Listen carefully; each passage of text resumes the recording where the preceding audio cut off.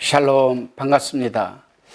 오늘 하루도 하나님께서 저희들에게 24시간이라는 풍성한 생명의 시간을 허락하셨습니다. 그러한 여러분들께서 하루의 첫 시간을 하나님의 말씀으로 함께 한다라는 그 부분을 또 하나님께서 기뻐 흠명하시는 줄로 믿습니다. 오늘은 역대하 16장 말씀을 아사의 타락과 죽음이라는 주제로 묵상한 것을 나누기로 합니다. 우리는 어제 15장에서 아사왕은 철저한 종교개혁을 단행했음을 우리는 나누었습니다. 그리고 또한 아사의 종교개혁에 대해서 우리가 살펴볼 부분은 15장 18절 19절 말씀입니다. 본문을 한번 제가 봉독해 보게 되면은 저가 또 그 부친의 구별한 물건과 자기 구별한 물건 곧 은과 금과 기명들을 하나님이 전해 드렸더니 이때부터 아사왕 35년까지 다시는 전쟁이 없으리라 이렇게 기록하고 있습니다. 종교개혁의 시발점은 어디에 있다고 생각을 하는가 생각을 하면은 구별성에 있다라고 생각을 합니다. 구별. 그 구별이라는 단어는 거룩이라는 단어와 같은 동의어구입니다. 구약의 제사장들이 담당했던 가장 중요한 업무 중에 하나는 바로 구별, 거룩성, 그리고 그것을 백성들에게 가르치는 것이었습니다. 제사장들은 거룩한 것과 속된 것이 무엇인지 구별하여 백성들에게 가르쳤습니다. 우리는 이 세상에 사는 동안에 이 세상에 속해 있습니다. 즉, 이 세상에 사는 그 동안에 우리는 이 세상의 죄악들, 곧 이 세상의 풍속과 기준과 가치관의 영향권 안에 우리는 살아갈 수밖에 없습니다. 그러나 그 가운데서 우리 삶을 구별하여서 하나님께 드리는 것, 이것이 새로워짐 곧 개혁의 출발이라고 저는 생각을 합니다. 그렇습니다, 여러분. 교회의 타락과 세속화는 구별하지 않은 데서 비롯되는 것입니다. 교회 내에 세상의 가치와 교회의 목적이 혼재할 때 교회는 본질에서 벗어나고 또한 추락하기 시작을 합니다. 예를 들어서 교회는 헌금을 필요로 합니다. 교역자들이 신수비는 성도들이 헌금으로 또 지급되죠. 예배를 드리거나 또 아이들을 교육하고 갖가지 봉사활동을 할 때에도 헌금이 사용됩니다. 전도나 선교, 이 역시 또한 헌금이 없으면 안 됩니다. 그런데 그렇다고 해서 교회가 헌금을 목적으로 삼을 때, 다시 말해서 교회가 이윤 창출을 목적으로 삼는 순간 교회는 바로 타락의 길로 접어드는 것입니다.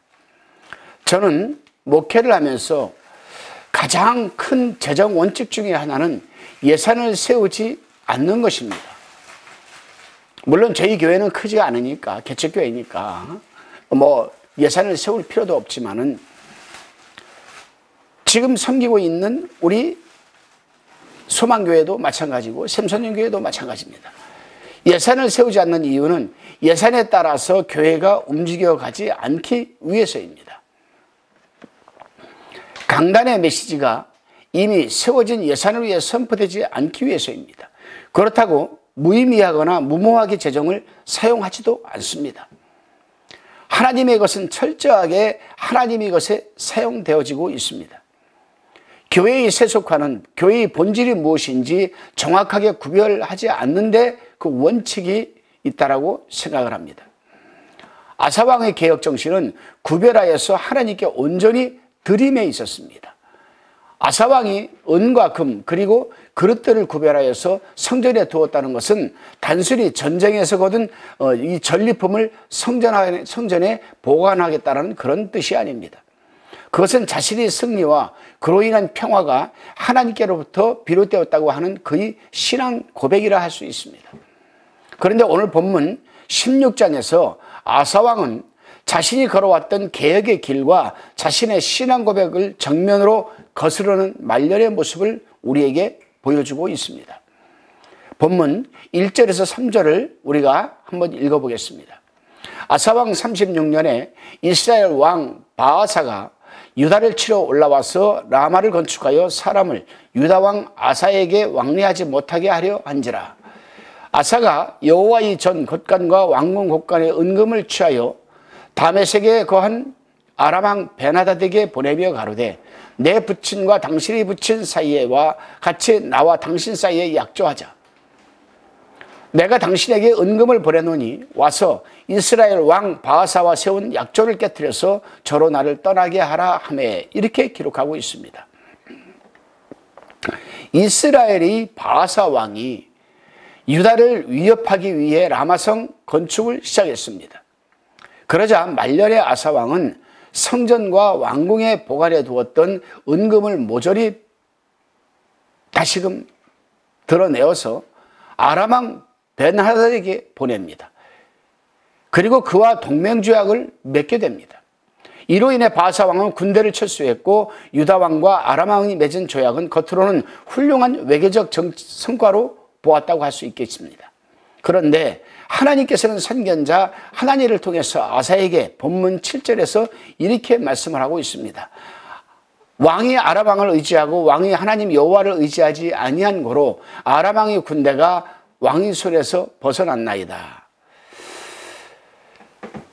우리는 지금도 이 부분을 한번 깊게 생각을 해봐야 됩니다.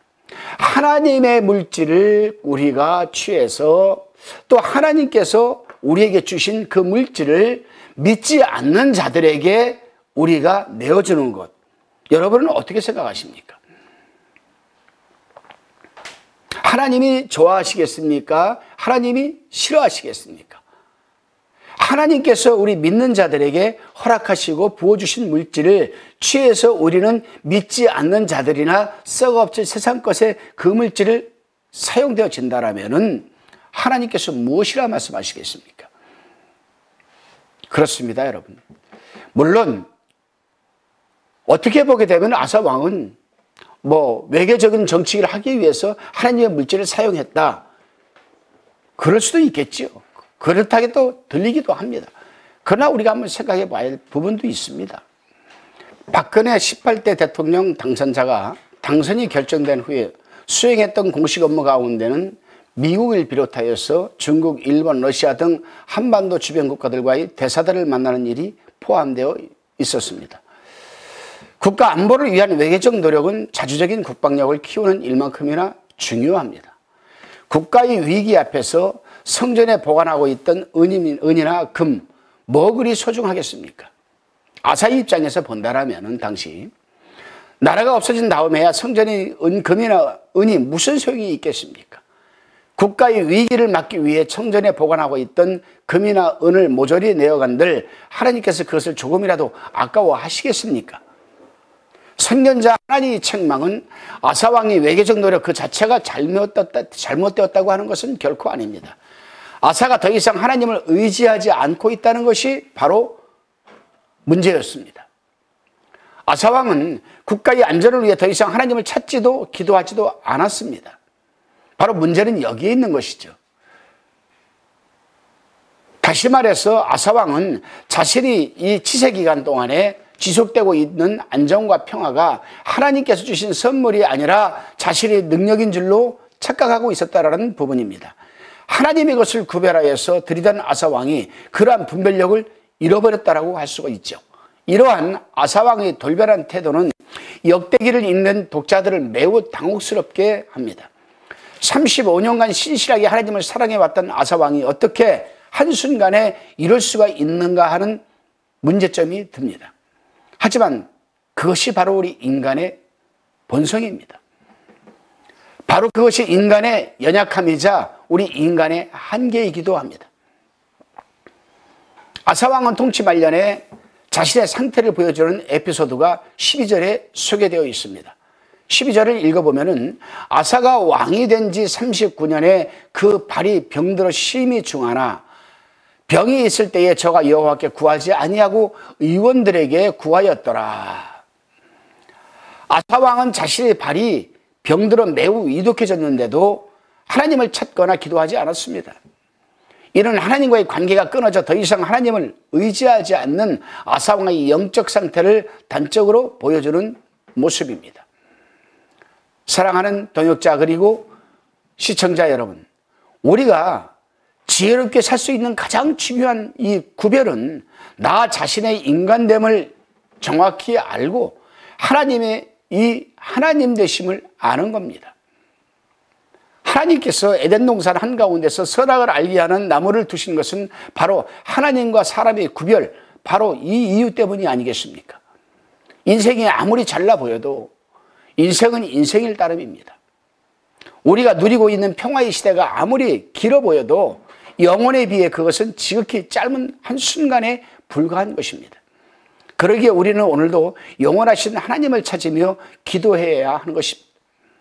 영원하신 하나님께 우리 하루를 의탁하는 것, 이것이 바로 우리 삶을 구별하여 하나님께 드리는 것입니다. 매일매일 하나님께 의탁하는 우리 하루가 쌓일 때 우리 인생의 젊은 이 시기에도, 노년의 시기에도 변함없이 아름다울 수가 있을 것입니다. 오늘 하루도 여러분 온전히 나의 나됨은 하나님이 은혜로 된 것이다.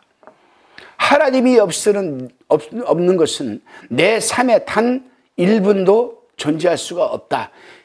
이렇게 생각을 하시고 하나님 중심적인, 말씀 중심적인 성령의 인도함을 받는, 그래서 온전히 하루를 승리해내시는, 또 살아내시는 하루가 되시기를 주님의 이름으로 부탁드립니다. 기도하시겠습니다. 주님, 바람 불면시 흔들리고 없어져 버리는 우리네 인생 가운데로 찾아와 주심을 감사합니다. 상한 갈대와 같은 우리 인생을 불쌍히 여겨주시고 또 감사합니다. 오늘도 우리를 변함없이 긍휼히 여기시는 그 은혜에 우리 하루를 의탁하게 하옵소서.